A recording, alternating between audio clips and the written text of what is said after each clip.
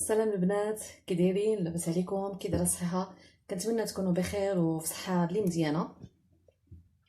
اليوم جبت لكم وصفه اللي عجبتني يعني ومزيانه للكحبه، يعني اللي لقيت عليها راحه. هذه وصفه كنت شفتها عند الدكتور فايد. يعني نتوما عارفين بان الدكتور فايد تبارك الله عليه، يعني كيعطي يعني نصائح ويعني وصفات اللي مزيانه كتنفعنا في الصحه ديالنا وفي الجسم ديالنا. اليوم جبت لكم هذه وصفه ديال الكحبه او السعال او الكحه اللي كنقولوا حنايا يعني بالمغربيه الدارجه ديالنا. اول عنصر اللي عندنا في هذه الوصفه هذه هو الثوم. الثوم يعني كنشدوه، كان بعدا هنا جبت شي 4 ولا 5 ديال الفصوص ديال الثوم حكيتهم.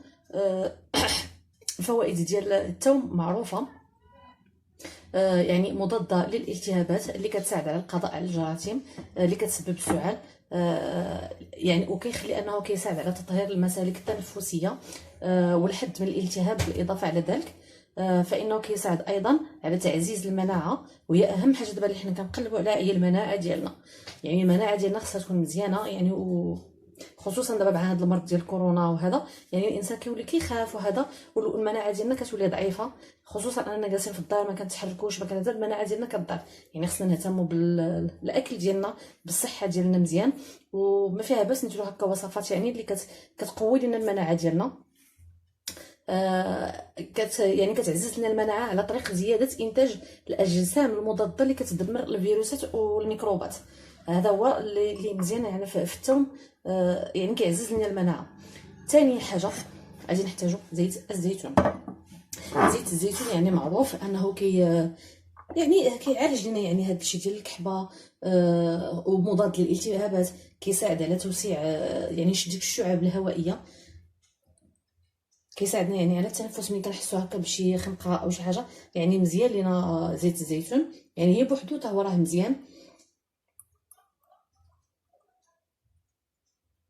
غادي نحط واحد الكميه، انا قلت لكم يعني بعض واحد الفوائد ديال منه، ما هو راه بحر يعني اذا دخلتي تشوف الفوائد ديالو وهذا يعني تبارك الله.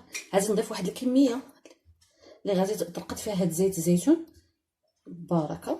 هادي راه كافيه يعني، دايره ليا قريعه.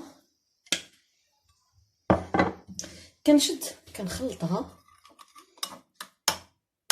ما كنستعملهاش دابا، كنخلي هاد زيت الزيتون هذا تقريبا 6 سوايع 7 سوايع. افضل حاجه انك ديرها تخليها تبات ليله كامله، كتشدها ليله كامله. من بعد سمحوا لي كنجيبوا صفايه كنصفوه هذاك الثوم، كنديروه في شي قريعه،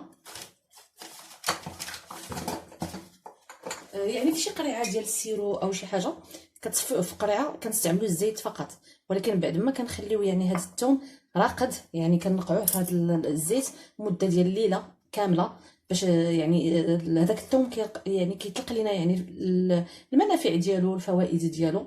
كنتمنى انه يعني الوصفه ديال اليوم انها يعني تنال الاعجاب ديالكم.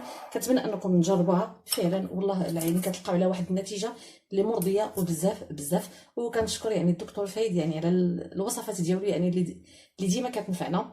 والى فيديو اخر ان شاء الله، يعني اي حاجه جربتها ولقيت عليها الراحه غادي نشاركها معكم. كنتمنى انكم تخليو لي شي كومونتير زوين بحالكم، وما تنساوش ديروا لي سبسكرايب الى اول مره كتزوروا القناه ديالي، تفعلوا الجرس باش يوصلكم ديما الجديد ديالي. والى فيديو اخر ان شاء الله.